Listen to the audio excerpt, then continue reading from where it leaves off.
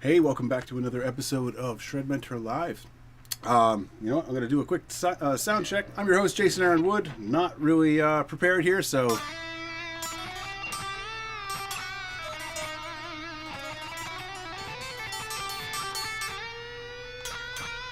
Looks like it's coming through on the meters. Yeah, go ahead and let me know in the chat if you can hear me. Hey, Mike. Welcome, man. Good to see you, dude. All right, so tonight, you know, we're going to be dealing with kind of what I would refer to as the second and third pillars within my total artist development system. All right, so the first pillar is essentially your playing and your vocabulary. So the things that turn into what you do as a guitar player. The second pillar, though, is your ability to use it and apply it in a musical situation. So that would be more about improv. But all improv essentially is composing in the moment. So it's also going to refer to your composition skills and your actual ability to use this in a real song, to implement it, not just apply it.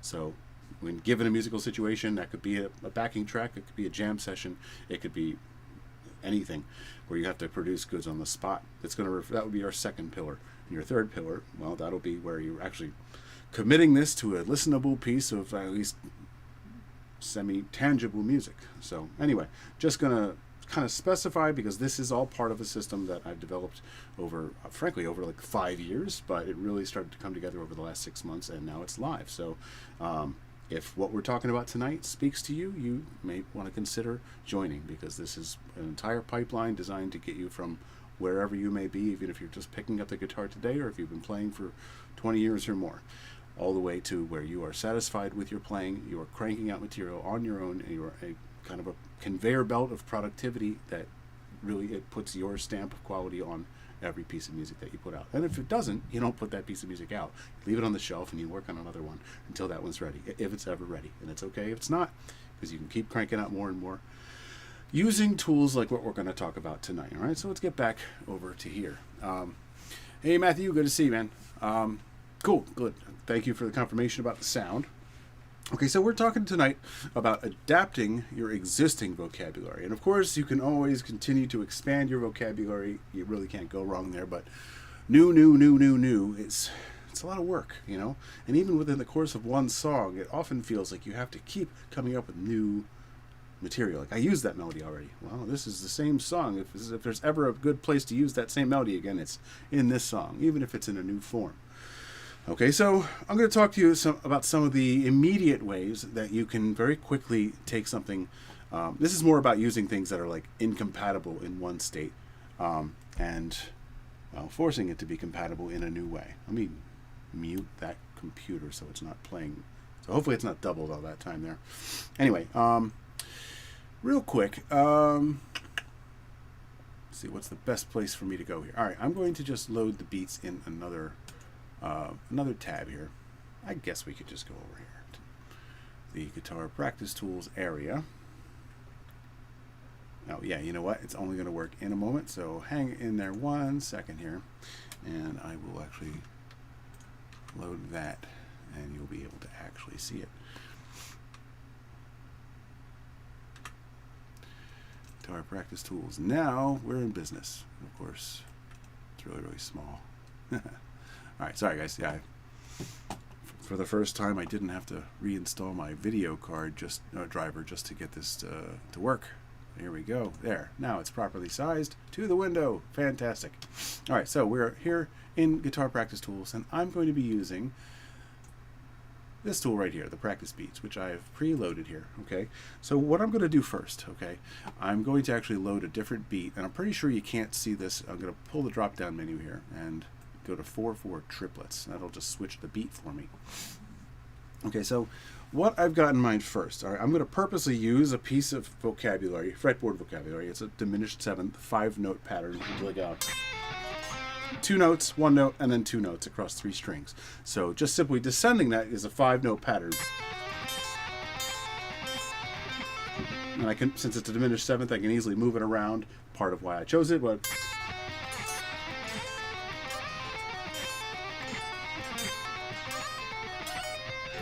right? So It's not particularly easy to use, but I think it has a cool sound. So what's going to make this easy to use in a triplet pattern is, here's a simple thing. Ready? Play it 3 times.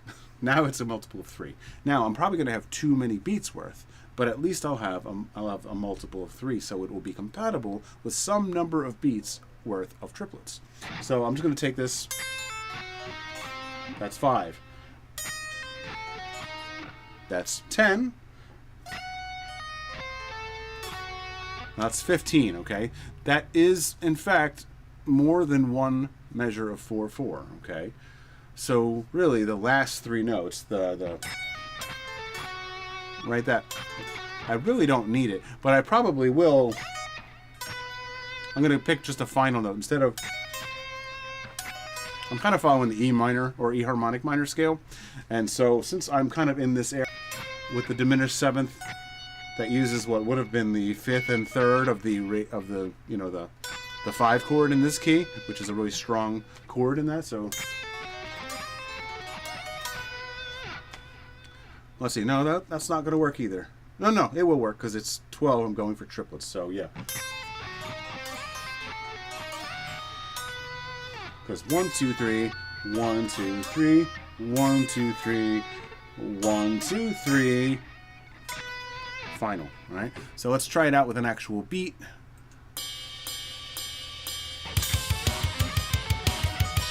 Two, 3, 4. Right?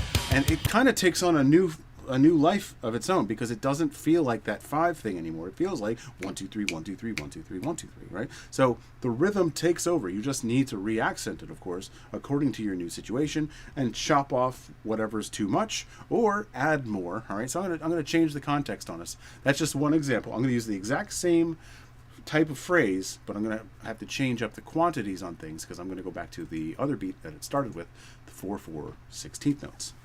Okay, so that was 120. I'm going to go a little slower since this will actually be faster beats. 100. All right. Before I do this, I'm going to do the math. Okay. I know that adds tons of fun. I know, but doing the math first is the solution to having a problem counting as you go.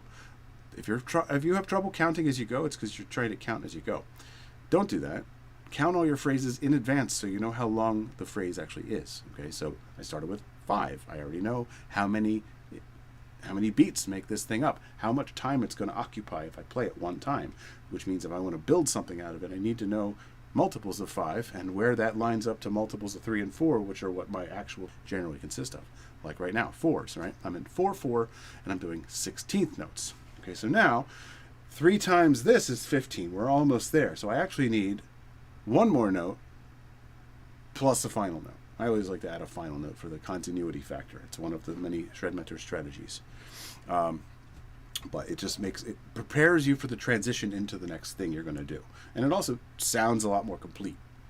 So anyway, so 5, 10, 15, and then that would be that. I could just... That would actually be the 5th of the chord I was going for before. You know, so the B. So, just the first 2 notes, basically. So, in a way, it's just kind of removing notes from what would have been an extra repetition, essentially, okay? In this particular case. It could have just... I'm actually have half a mind to go slide up a little higher because I want to go to that B because I really like to resolve or partially resolve to the 5th of the key when I'm doing diminished 7ths in a harmonic minor scale. So that B is fresh in the mind, and again, I'm following the E harmonic minor scale with these specific diminished 7ths, so there is context in terms of where I want to end up. All right, so here we go again. I need to do it 4 times though. All right, basically another way I could have done it 4 times. Sorry. This is the train of thought I followed before. Okay. I could have 5 beats worth of 16th notes, which would have been like I need to start on 4E and a 1E and a 2E and a 3E and a 4E and a 1. So that would have been like 4 times of 5 notes is the same thing as 5 times of 4 notes in the end. Same product. using multiplication. It's going to feel different though, but then I would still need a final note. So that actually would have been 20 notes per, in all the phrases plus a final note would have been 21. But I'm actually going to go for 16 plus a final note, so I want 17. So just walking you through that same thing. You can always remember to just whatever you want, whatever the basis of your rhythmic phrase is. If you want the rhythm to be like 3s, then play it 3 times. If you want it to be like 4s, like 16th notes, play it 4 times, and you'll have a multiple of 4 or 3. All right, so it's simple once you hear it, but trying to figure out how to force this weird ass thing that you've kind of learned in a different context altogether might not come as naturally, but now you know. Okay, so that's what we're going to do. So I'm going to take this, I'm just going to play it up to 16 beats plus a final note. And I think I'm going to go with my urge to go up to the B, so that's my final 2 notes. But anyway, 1, 2, 3, 4, new accent here, 1, 2, 3, 4, and then 2 notes here, 1, 2, 3, 4, 1, 2, 3, 4. I'll probably do it bad.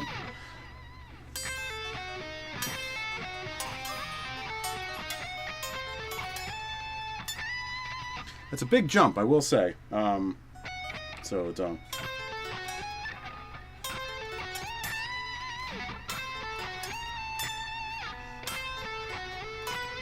to go with something easier. Yeah, I don't need that to be that high or B. I'm just going to, whatever your hand is near is going to be easier to play. So when you see somebody doing something crazy and they make it look so easy, chances are they might have actually taken they probably took at least the easiest way to do it. So since this is just being written now, that's my solution. Screw this. Same melody, an octave lower. Way easier. Way easier. There we go. So.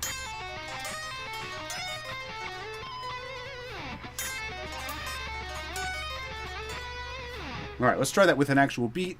I'm going to do 100. Let's see.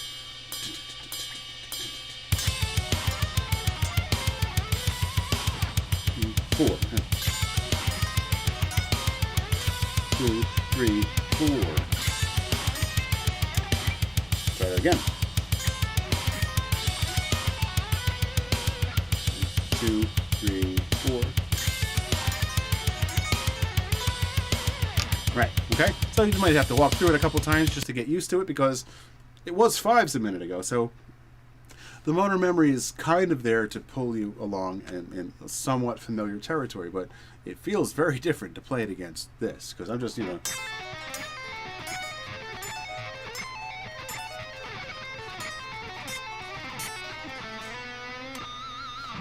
I'm very used to doing this as 5s, because that's just how I often play that. I don't even do a lot with odd times. I don't actually use this phrase very much, but it, that's one quick way you can kind of get to it. So anyway, that's one thing right there. Okay, so excuse me. So I'm still getting over that cold from a couple weeks ago. Okay, so the next thing I'm going to talk about is something that another one of my ShredMentor strategies called the Power of 12 strategy. Okay, and the great thing about this is that you purposely go for a phrase that happens to be 12 sub beats long. And so in order, basically what that gives you is 3 phrases in one. You get 3 for 1. So that makes me very happy, because having 1 phrase and getting 3 in 1. Yeah, I grew up in Sicily, Sperlinga. We had olive oil, not, what do you call, 3 in 1. Right? So it's nice to be able to get more mileage out of just 1 phrase. It just depends on your situation. So those of you who like Boardwalk Empire, that was for you. Anyway, all right, so I'm going to go back to our phrase there, so our guitar practice tools beat player, okay? And now, one thing I want to point out, which is it's built for the Power of 12, and it's actually a specific beat set called the Power of 12 workout. I'm not going to use that for this. Well, you know what? Yeah, why not? No reason. It's a little old, so the production on these beats is probably a little quiet. So hopefully you can hear it okay. What this one is basically, all right, so I can take a phrase that is, let's see, I'll do, What's a quick 12? 2 sets of 6. Okay, so I'll just take overlapping hexachords in A harmonic minor. So 2 sets of 6, all right? So that can be 4 sets of triplets, 1 triplet, 2 triplet, 3 triplet, 4 triplet, right? It could also be sextuplets, or kind of like sixes, like, so like 1 and 2 and 3 and 4 and 5 and 6 and 1, 2, 3, 1, 2, 3, 1, 2, 3, 1, 2, 3. All right, so you can kind of get the different accenting out of that. And then it could also be 16th notes in 3/4, so like 3 sets of 4, 1E and 2E and 3E and 1E and 2E and 3E, 1, 2, 3, 1, 2, 3. Same exact melody in the same exact order. It will eventually be in the same speed. All right, so the thing with this particular set of beats is, I think it was triplets, then sextuplets, then 16th notes in order, non-stop. So it's all, I basically programmed it in 12/16, so that the 16th note is the beat, and there are just going to be 12 of them, and I just modified where the accents in the drum beat are so that it feels like first triplets, and then suddenly sextuplets, 1 and 2 and 3, and sort of like doubled up 3s, sort of, and then 3 sets of 4, and it just goes twice through it. So it's kind of one of those, see if you can see how long you can stay on. It feels like triplets first, so there's a 4 count going into what feels like triplets. So let's see how well I can do that.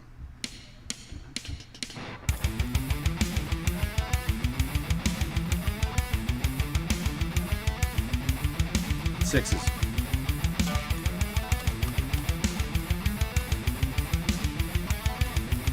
Now 4s.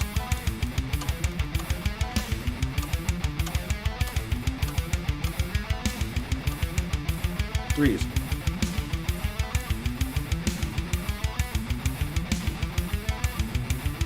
Sixes. 1, 2, 3, 1, 2, 3.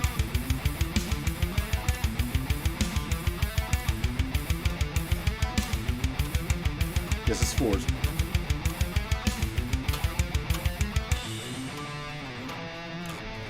Anyway, I made it, surprisingly, right? So yeah, sorry, I'm hoping that you were able to kind of hear the changes in that. Playing along to it can be a bit more challenging. As long as as long as your 16th notes stay consistent, you can kind of ride on that for a moment while you try to get your bearings. That's not really how to use it in music. That's a nifty way to practice it that I came up with well over 10 years ago, and used to be part of my drum machine, and now excuse me, it's back. It's in the guitar practice tools proper. Excuse me, time for a little bit of liquid refreshment. Okay, so the way you would use that, though, is very similar to that. So you would go into the appropriate beat. It needs to be something that actually does work that way, right?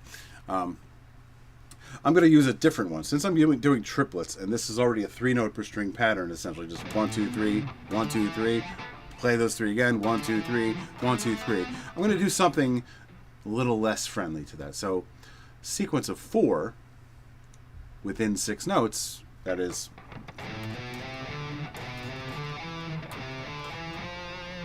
and then I'll do that, right? So 3 sets of the sequence of 4 will also give me 12. So I'm going to re-accent that. I'm going to move it up a little.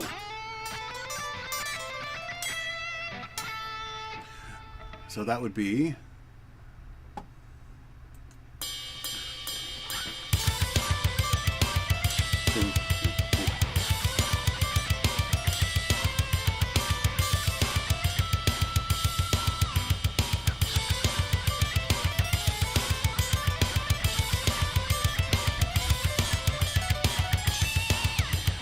so you can kind of move it around a little bit. I'm basically just doing 3 sets of sequence of 4 from each mode, though. I just started from A.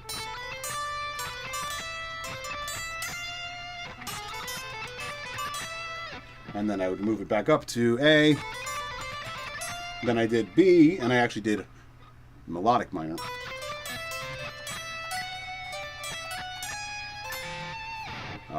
Mike is saying, what about 30 seconds? 30 seconds would operate pretty much the same thing as 16ths, really. I mean, you just get twice as many of them in the same amount of time. So I would aim for something like it would be more like 30-second notes in 3/4, right? Because you're still, it still needs to be a multiple of 12 for this to work. Okay, so I have one for you that happens to be that. I would basically play it along to this too. I would just probably go a little slower in tempo. Let's see, but it would basically be 4 subbeats per triplet, I think. So, I mean, essentially, if I'm remembering that correctly. And it should be, let's see, 4 times 3, it's 12. So it'll take 2 measures to get there. And it'll be, I need more strings than this, so I'll do the sequence that I've named the middle string zigzag. So, let's see what the neck pickup sounds like that. Feels like a little cleaner, I don't know, let's see. 3, 1, 2, 3, 1, 2, 3. Now, no, I'm not doing 4 per beat on that one. Let's see.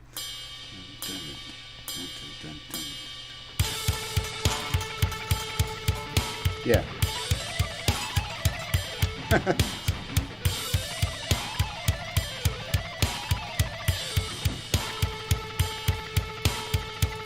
Yeah, that's kind of pushing it even.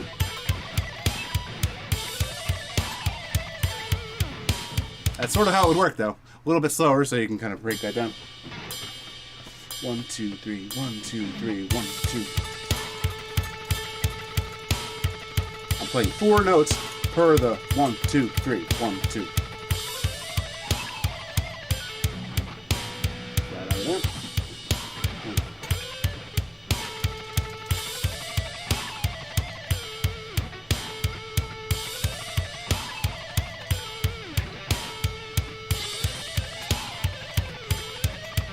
Yeah.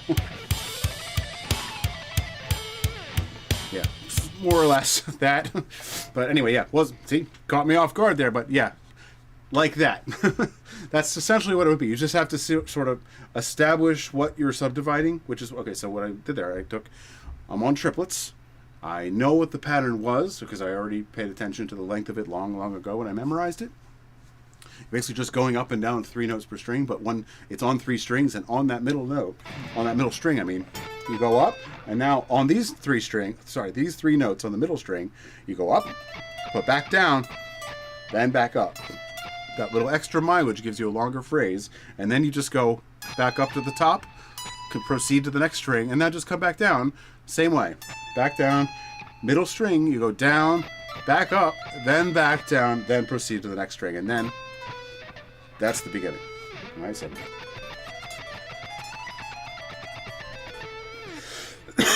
just like in that Power of 12s workout, though, there was a section where I played it as 1 E and a 2 E and a 3 E and a. So that's sort of what I was doing. That's what when I first said it's basically the same thing as you would do with 16th notes. You just get twice as many of them. My counting for 30-second notes pretty much is exactly the same as how I count. 16th and 30-seconds, I count them exactly the same. I just pay attention to what the 16ths are and go twice as fast with it. So, in fact, what I really do is I just divide it into more subbeats. So that's sort of where that was. I identified the 1, 2, 3, 1, 2, 3, and then did the math to multiply that times 4 each. So hopefully that kind of makes sense. But that's essentially what would have been 30 seconds. And I take that as a high compliment, Matthew, so I appreciate that. even coming close to trying like that. That's a very shred-friendly phrase, though, so it's in the book of sequences, so if you have a copy of that, you've already got it. It's got this kind of shape that goes up and down. So it goes up, comes down a little bit, goes back up, goes back down, comes back up a little bit, goes back down to where you started. And it's, it's this nice kind of mountainous shape. Anyway, yeah, it works really nice because all the notes are right next to each other, if you want to play it that way. That said, it doesn't have to be. You just need 9 different notes in order to play it. And preferably 3 notes per string so that you can use the same muscle memory, more or less, the same picking too. All right, so just to demonstrate that, I'm going to use, let's see. I'll use a diminished 7th at the 12th fret.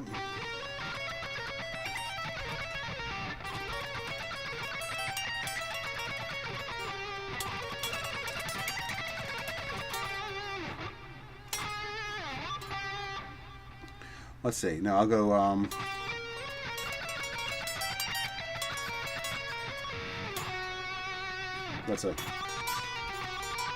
It's a B minor thing.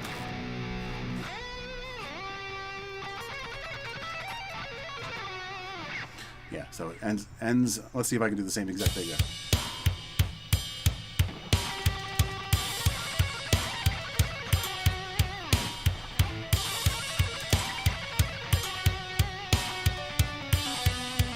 Right, yeah, more or less like that. All right, whoa, throwing the mouse around now. All right, so anyway, yeah, that is essentially what you can do with the Power of 12 strategy. Okay, you get basically at least 3 phrases in one. I will not cue the Gyp Rossetti clip as much as I want to do it again. Okay, all right, so yeah, you remove notes from an extra repetition, which we've done here. You can also add notes at the end, of course. That's something that you'll probably run into. So if, let's say we want 16 out of something that we have 12. No, they're fun. Thank you, Mike. I appreciate you putting me on the spot because it keeps me on my toes, and you know, a little rusty here today, but yeah, not Rusty Cooley rusty, but you know, just rusty.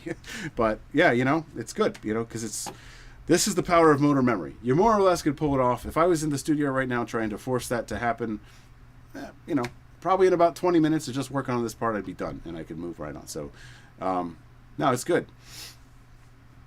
Yeah. All right. So that is another thing you can basically do. Yeah. So, yeah, just obviously you can take a bunch of them and string them together too, which is a fun one I like to do. This is a little bit more like a compatible thing. So let's say you're in 4/4, 16th notes kind of territory. Let's go back to that. And let's say you're, you know, doing sequences of 4, but you really want to just have like maybe 2 of them. So I'll go back to E minor here.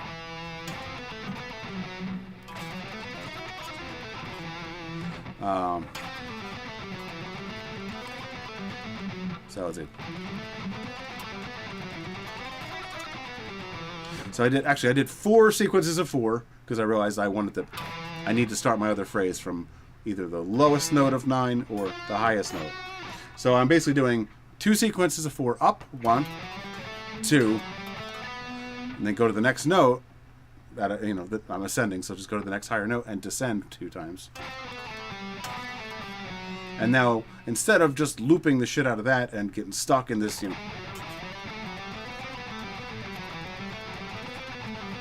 and it's fine, but it's I feel trapped, you know. And so where I want to go further is maybe I've already sort of established this 1E and a 2E and a kind of feeling.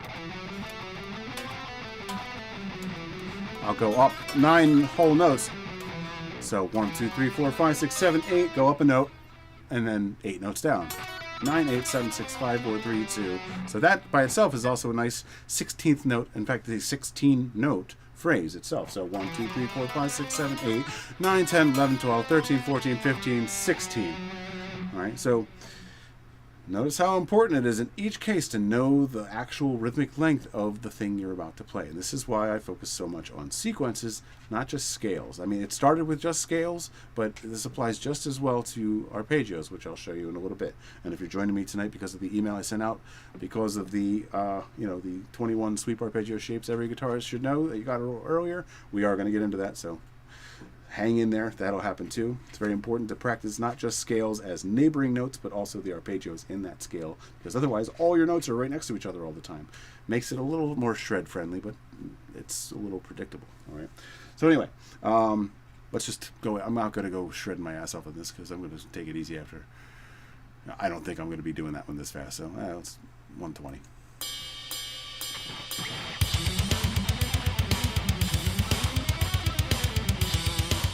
So 1, 2, 1, 2, 1. Right? 2 ascending, 2 descending, and then 1 big ass up and down. 3, 4.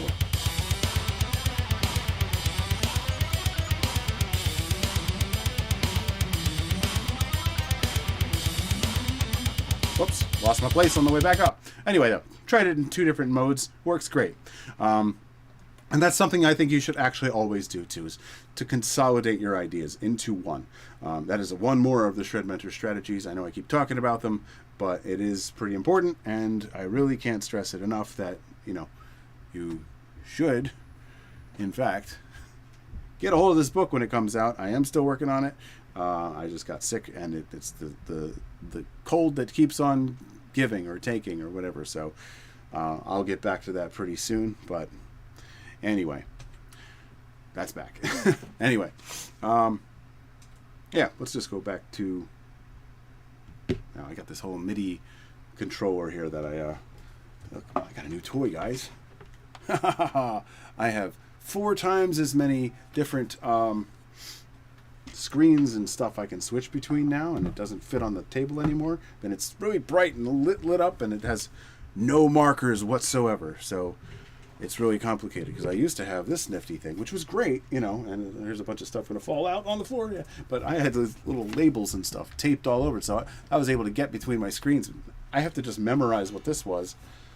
So we're really lucky that I'm going to the correct screen at all in any of this stuff. But anyway, yeah, all right, so yeah. Consolidating your phrases, though, using stuff that you already know is sort of compatible with the rhythm that you're kind of going for, and compiling it together so that it creates the desired rhythmic length that you want. And I mean, you can get really creative with it too. It doesn't have. I just grabbed 2 things that add up to 4. Well, no, I actually had 1 thing that adds up to 4, and I did it 2 times one way, and that's 8, and then 2 more times the other way, and that's 16. And then I did another thing that I knew was 16, and just did it again. So now it's 32 notes. So, very quickly, I'm dealing with 4s, and I'm going for a target note. So it's a lot of math, but it's a lot of just the same math over and over again. There's not like just a shit ton of math that you have to constantly do. It's just the same math problems over and over to arrive at the same numbers over and over. 4, 8, 12, 16, skip right over that, go straight to 32. Basically double everything. So 2, 4, 8, 16, 32. Those are the important 4s numbers. And you have your 3, 6, 12, 24. There you go, right? I mean, and you can go further. I mean, it depends on what your rhythmic needs are, but for the most part, that covers most of the important time signatures and most of the possible ways that you're going to go subdividing X number of beats. So that's essentially, this is the 2, 3, 4, 6 strategy. Almost everything you're ever going to need is going to be groupings of 2, 3, 4, and 6. That's the ShredMentor Strategies book that's coming, I don't know, in a month? I don't know, soon. Hang in there. It's coming, I promise you, and it's going to be worth the wait. And actually, if you are, if you do take part in the Total Artist Development System, you actually have access to the descriptions of them all right now. The book is kind of written. It's already on the website for members. So all you have to do is go into, well, let's go back to here, and I can kind of show you. It's actually, well, here's the 3 pillars I was talking about here, and the start here. Go under the start here thing. This will actually take you to, I'll just show you right now. Go under Practicing for Results, which was a book that I wrote in 2011. It was my first book. It was like 134 pages. It was like a 28-day practice guide. But that system that made that book has evolved, and that's actually what all this is here. But the ShredMentor strategies are all right in this. They're part of the Practicing for Results system now. So as soon as this loads, if it loads, let's go. There we go. Let's try that again. There we go. And yeah, it looks like there's only 5, but there are 45, and it's just very intensive. Eventually there will be a video describing it, but the text here, this is the text from the book. It's actually, the entire book is on the site already. So nifty, right? So any of these, it basically, what does this do? In addition to the book features, the actual content from the book, I've also set this up so that you can use it according to what you actually want to do. Now, unfortunately, once again, with this streaming software right now, it's not showing you this, but there's a little drop down that says Any, and when I click on it, it basically, I want to get properly warmed up in my my practice. Oh, so my practice time is more productive. Sorry, it's incredibly small on the screen right now to fit it all, but I want to increase what I can play on autopilot. So improv skills, and the whole list of different things that go down to about here. Yeah, really, there's at least 1, 2, 3, 4, 5, 6, 7, 8, 9. I think there's like 11 or 12 different scenarios that you can pick, and it will just filter these out because it depends. Some of them cover multiple areas, like any good strategy. A couple of them really only deal with one thing, or I guess more of a tactic, but it is a well-chosen approach to a certain skill. So you don't develop every possible guitar skill by just doing the same activities all the time. So you need to vary it up, and that is why I use a strategic approach, so that you actually cover multiple areas in a single, well-chosen, well-crafted activity. High-yield activities, as I call them. It's kind of like a high-yield investment. In fact, it is a high-yield investment of your time and energy. So you get a lot more out of that same time. You're only going to get the same 24 hours we all get in your day, but choose how you spend it wisely, and you'll get a lot more of a return. That's high yield activities in a nutshell. Anyway, yeah, that's what that is. We'll get out of there now, but yeah, this is all kind of built right in here. Okay, let's see. So we can add some notes at the end here. All right. So sometimes you're going to come up short. Okay. In the first case where we did the all right. If I do if I'm aiming for 16 and I start grabbing sixes, so 2 of them, that's 12. Then maybe so,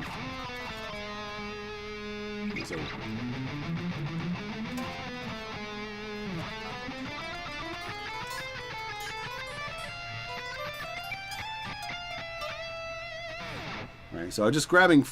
When you have 4 more notes to make up, it's actually kind of more or less easy. It depends on how fast you're trying to play it, though. What I just did isn't very speed friendly. There's a lot of position shifting in a very short time.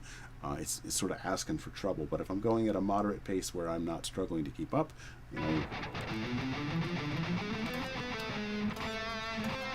so slide, reach, and then come back.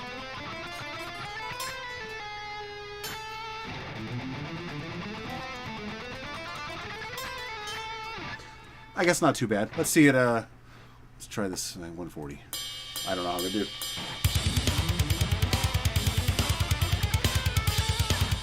Not too bad. 1, 2, 3, 4.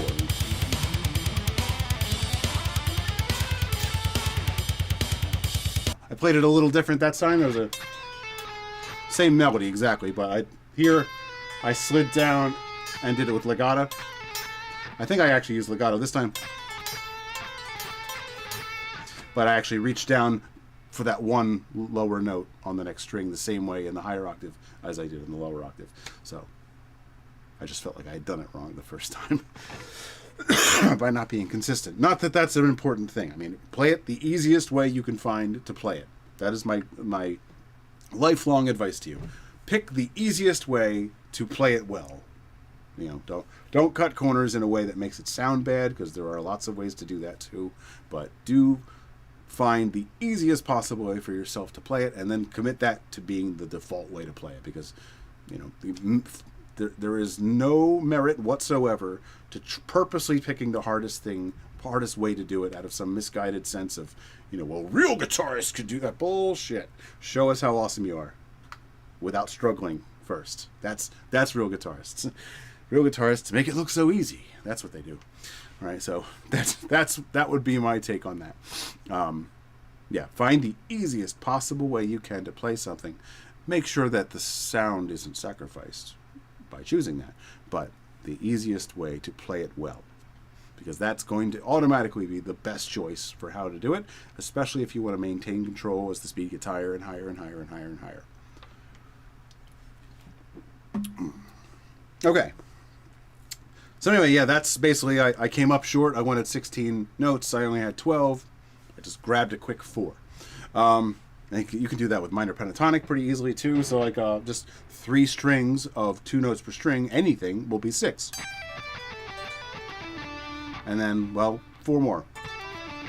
With 2 notes per string, this is such a no-brainer, because you just grab, I don't know, I can just go, the same notes I have right under my fingers and not even leave the string if I want, and I can get 4 more. I can make up the difference very, very easily, because everything is just 2 more. So I just 2, 2, 2. There's 6. 2, 2, 2. There's another 6. And now 2, 2.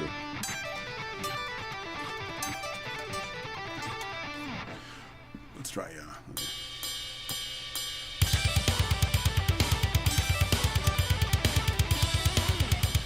yeah, it's very straightforward. So yeah, it can vary. And again, I'm counting up to 16, knowing what my time signature is going to be in advance. All right. So again, notice I'm not counting as I go. I am a little bit. I'm not figuring out the length as I go, trying to keep up. It's like trying to keep up with the hood of a moving car. Like no, just watch it, plan out the movement as you go. Probably a shit analogy, but whatever. But yeah, it's flying along too fast for you to keep up with it that way. So instead, I've broken it down into little pieces that I know work out to 16. So I could do my 6, and I could do my 4. Sorry, no, I could do my 6, then my next 6, and then my 4. And it's kind of a familiar rhythm pattern. So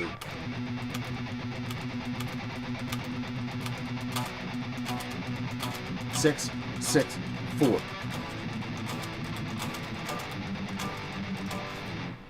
Right. So anyway, while we're talking about 6s, let's get into those arpeggios I talked about.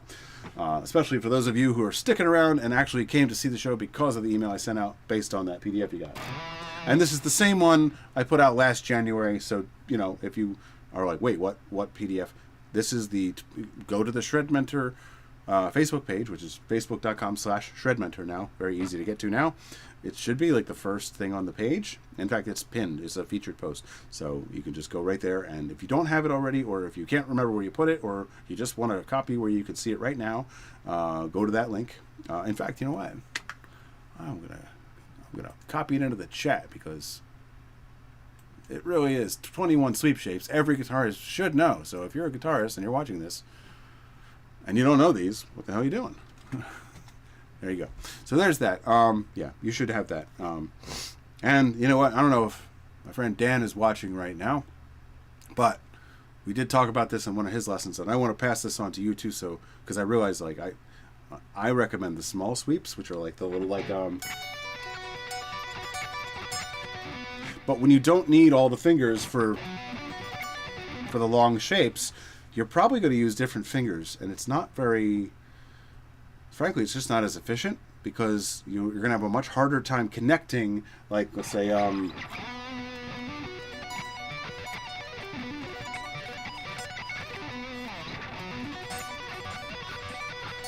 if you only needed these notes, you might use these fingers, which I see a lot of people do in the beginning. I don't recommend that finger combination at all. I mean, if you're only going to play that phrase and you find that more comfortable, fine. But then that means there's another finger combination that you're still going to have to be able to play that with equal ease, which is, frankly, that's the goal anyway. You should be able to play equally with more than one finger combination. Theoretically, anything, but obviously, let's be realistic here. That's not how it's going to work out. But in this case, using this finger combination makes it effortless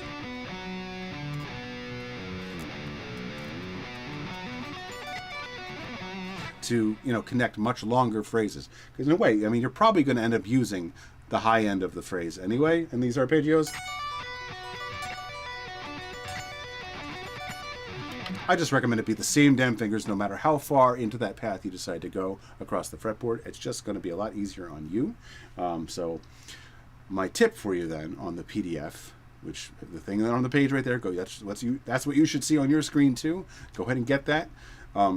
Pay attention to the fingers on the standard 5-string sweeps, however, even when you work on the 3-string versions of it. Okay, so you'll notice that the same fingers are there. So do pay attention to the suggested fingerings, but it's more like really strongly urged fingerings. Take my fingering suggestions seriously here. It is your hand in the end, and I'm not just making up random shit here. This is the best way to use your hand.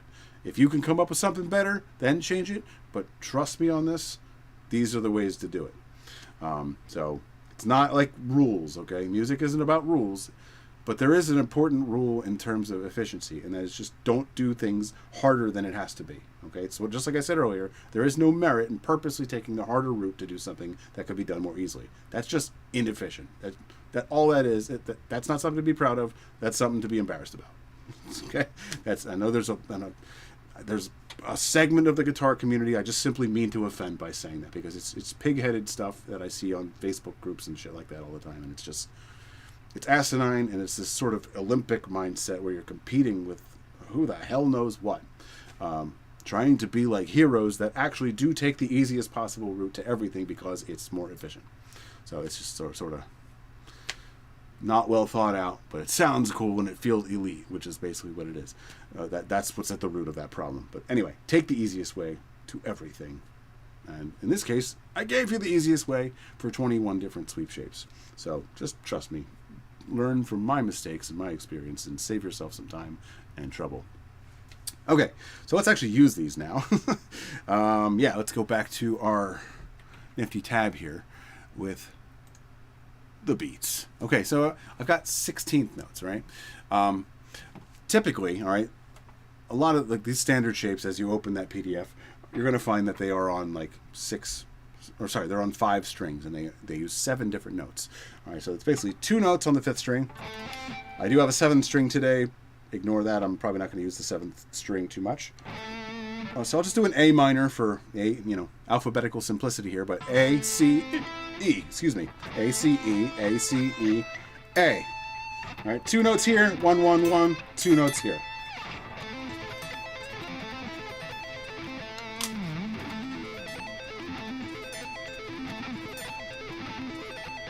All right, it works out very well to sextuplets or triplets.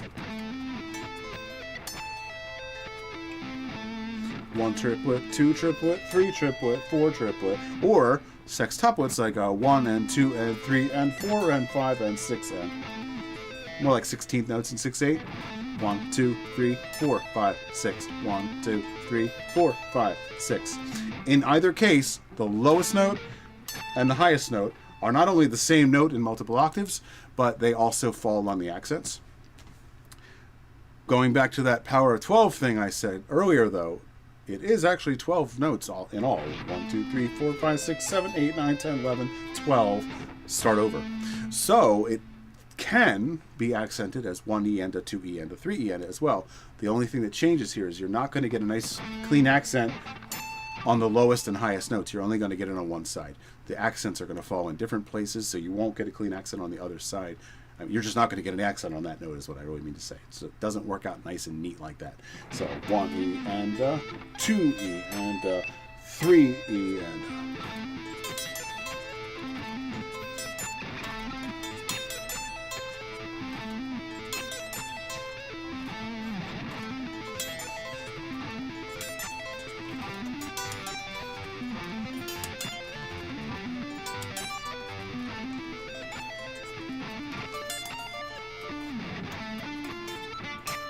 So the note on your second string is going to get the other 2 accents on beats 2 and 3.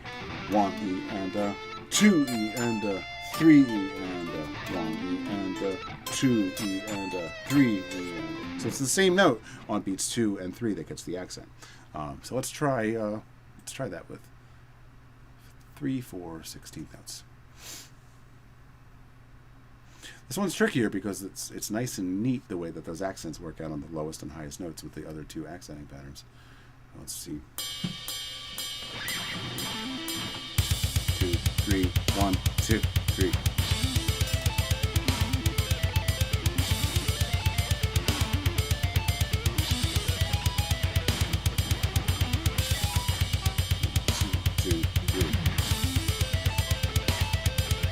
Sorry, I keep wanting to do another pattern. 1, 2, 3.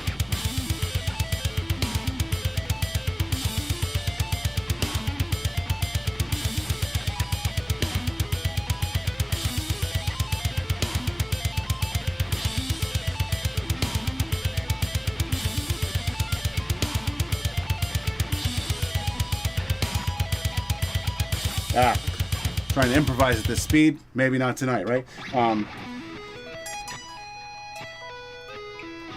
Yeah, it's because it's 4s and I'm trying to do 3s and 6s. So anyway, whatever. That's how it would end up working out. You can do it. And of course, you could do it the other way from the top down. So it's going to be your 4th string note instead, getting the other 2 accents. So 2, 3, 4, 5, 6.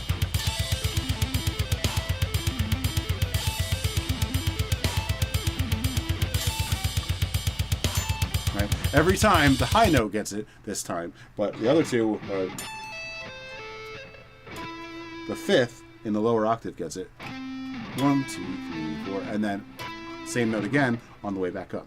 All right, so it's kind of important to pay attention to which notes the accents actually fall on too as you're reaccenting things, especially if it's based on something you're used to doing a whole lot in another way. In fact, that's the main difficulty in everything we're talking about tonight. Okay, so let's talk about actually using it outside of its normal context here then. Couple of things that I like to do. This kind of makes it really, really simple. Okay, back to 4/4/16. I like to just basically repeat the last two notes because it's sort of like 6 notes. 1, 2, 3, 4, 5, 6, and then I'm going to turn around here, right? 7, 8. Hey, 8, right? I'm in 4/4. There's 8. So what if I just do that again? So.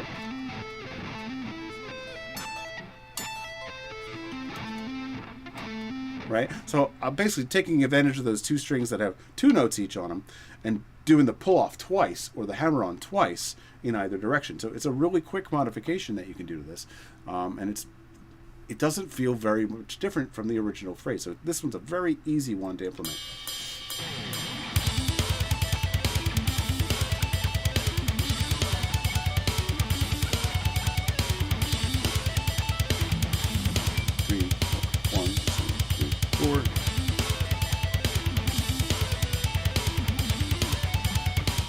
Figure out what the hell my chord progression is here. 3, 4.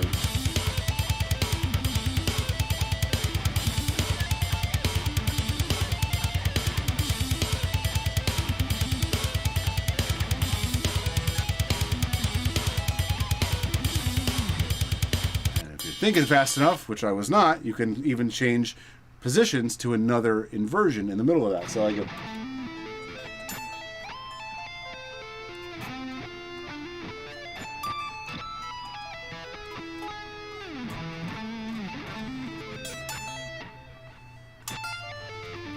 You know, so it could be the start of a new phrase there too. So it's sort of like go up 7 notes and just come back 1. That's basically 8. And now you can kind of use that same shape because your hand's already on that string. So all you do is just go back to the last note you played or another note, you know. But anyway, it's a good way to start practicing it.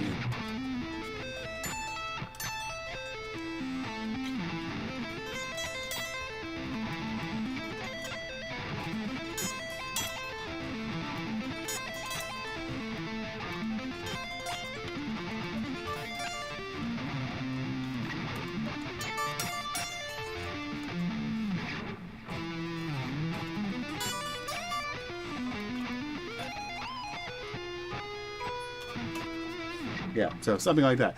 So counting your way through the whole thing slowly, or even all broken up like that, as long as you're counting through it to make sure that you have fulfilled the rhythmic requirement of the phrase you're trying to do. The rhythm is the phrase. That's it. Now you can always hear that inside, you know, that arpeggio I was just doing. Just that's it. That's the Beavis and Butthead version of my riff here.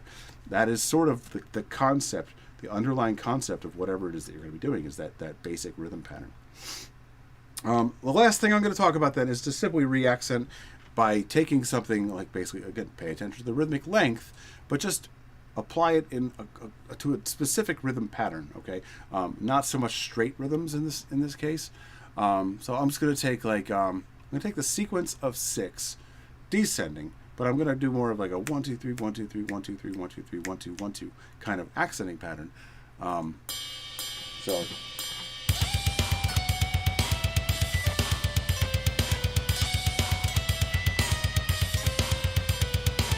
I'm doing it with 16th notes, so it's more like 4 sets of 6 and 2 sets of 4. Let's go faster with this, so you can see.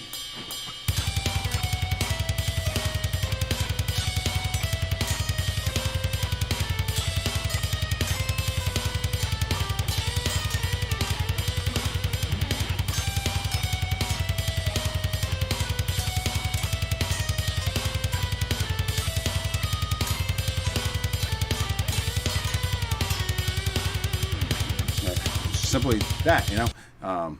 If I go 80, I'll actually probably be playing at about the same speed, but a different accenting pattern. It'll be 1, 2, 3.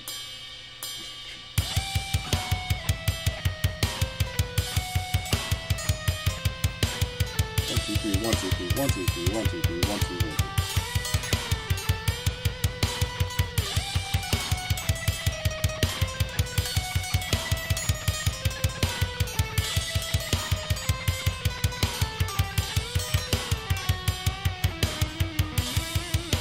Right, so just say I did some tremolo picking on that one. So you can kind of hear what the accenting is I'm kind of going for. It was a little rougher the first couple times, but that's essentially that you could just simply sustain the notes for longer and use them in just totally different kinds of,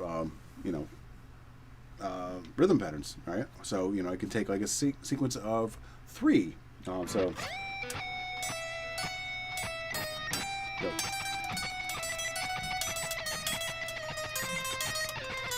So just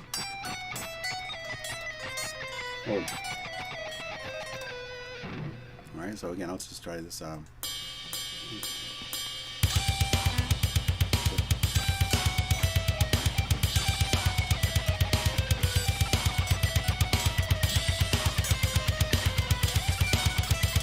There.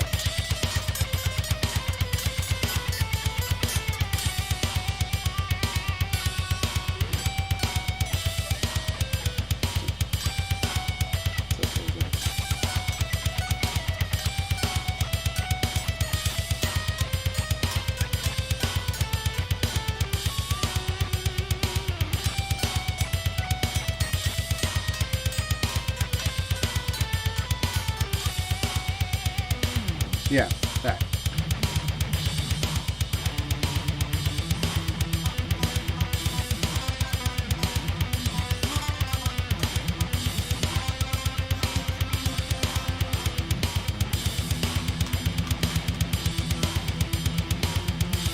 That rhythm pattern.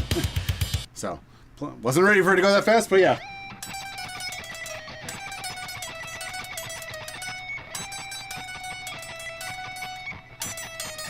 Right, so you got to change up your quantities on that one, but something like that can work really well. And using this sort of tremolo transformation technique can kind of help a lot too for you to, as you see, it's got lock in a little bit better there until you're ready to just sustain the notes at the desired speed. Let's just kill myself at 140.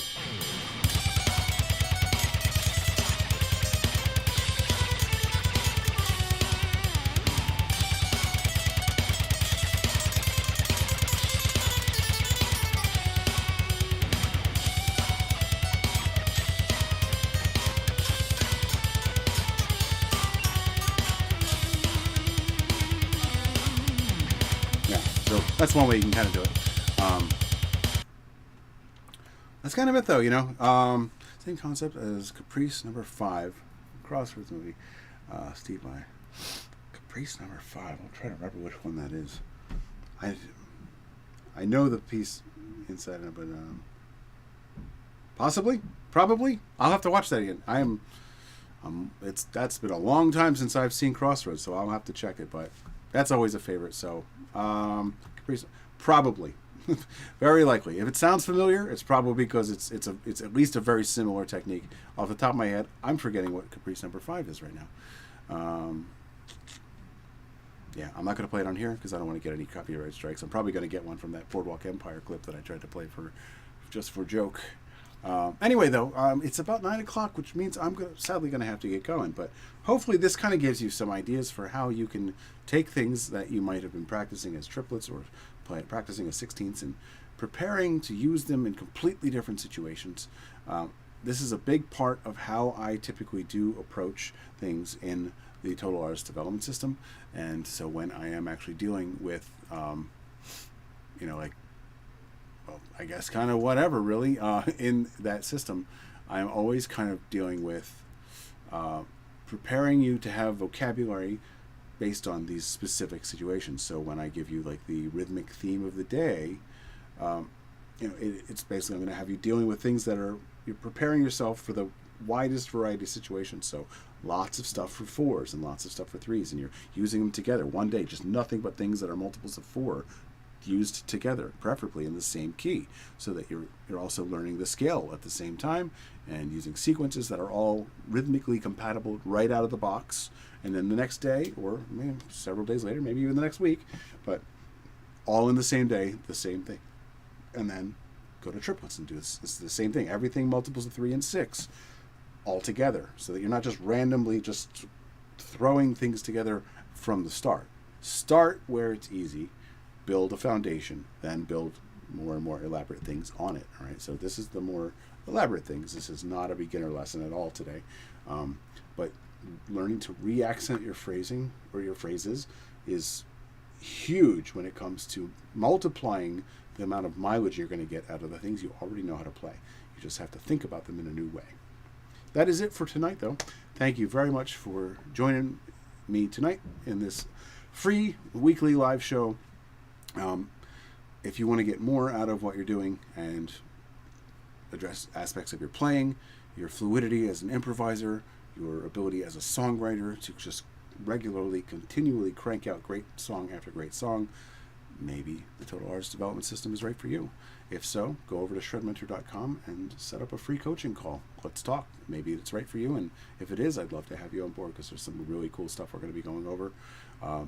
And, think about what it would be like to have your own album in the next 6 months to a year, because we're going to be taking serious, decisive action. This is not theoretical, conveyor belt, one-size-fits-all guitar lessons. It's not even what I consider guitar lessons anymore. It's artist development. Right there. It says it right there. So yeah, this is everything missing from guitar lessons. This is artist development. This is preparing you for real life as a musician, and obviously your musical skill is going to need to be there too. So if that's the main thing you want to work on, that's what we're going to be focusing on. It's a completely personalized, strategic system that is more project-based and is not really just lesson-based. It's not about accumulating material, show me something new, show me something new. How many new things do you need to hear? Have you mastered the old ones yet? Let's not forget, you're trying to develop abilities, not collect material and still be right where you left off, because that's not the goal of anything. But it's easy to get sucked into that pattern, because that's what lessons do. So anyway, that's why this is different. And again, if you want some serious results and maybe something tangible to show for all your work that you can spread to the world, get it on Spotify, get your 17 thousandths of a cent every year from Spotify or whatever. No, but put something up there that you can be proud of. Knock that thing off the bucket list and get some albums out. This is the place. All right, so go over to ShredMentor.com, fill out the form, tell me what you're trying to do in as much detail as possible. Tell me about your influences, tell me about your experience, tell me about what you're struggling with. Everything you can. Don't be one-word answer guy, because that's not going to help anybody. But yeah, let's talk. It's going to take, it's supposed to be 15 minutes, but I don't think I've done a 15-minute one yet. It's probably going to be more like 30, 40 minutes at least. But yeah, let's talk in detail about what it is you're trying to accomplish, and we'll see if this is the right thing for you. Anyway, that's it for tonight. Thank you again for joining me on ShredMentor Live, and I hope to see you next week, as long as everything's working well with my OBS setup here, which it finally is.